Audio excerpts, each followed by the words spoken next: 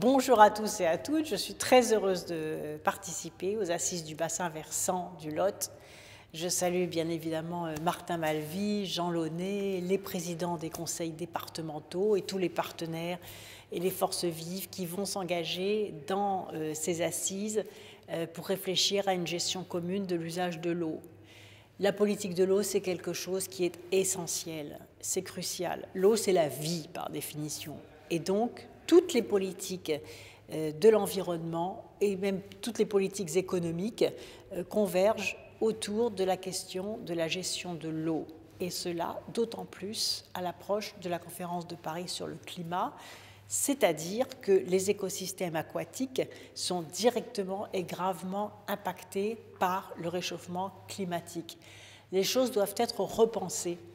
Elles doivent être repensées parce que tout est lié. On a à la fois des opportunités formidables, par exemple toutes les énergies liées à l'eau, l'énergie hydraulique, et même la petite hydraulique que je souhaite développer avec toute la remise en mouvement des moulins. Je publierai bientôt les textes d'application de la loi de transition énergétique sur ce sujet-là. La question de la gestion de la pêche, la question du nettoyage des rivières avec la protection des écosystèmes, la question du développement touristique, les sujets liés au développement agricole et à l'irrigation, une irrigation bien évidemment durable, et tous les ouvrages aussi que l'on peut aménager pour permettre la reconquête de la fluidité des cours d'eau. Donc on se rend compte que autour de l'usage de l'eau, autour des vallées, la France est un pays de vallées et le Lot est une vallée absolument sublime, puisque au cours des siècles, elle a permis aussi que se développent des identités culturelles, des constructions magnifiques, des histoires extraordinaires.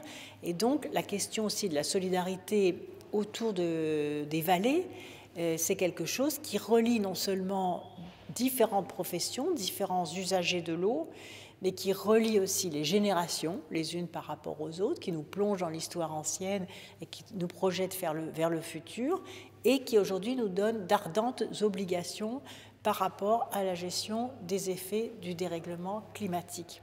Donc vous êtes là rassemblés sur un sujet majeur. L'État, vous le savez, va vous accompagner dans la définition de vos stratégies et des décisions d'application qui seront prises.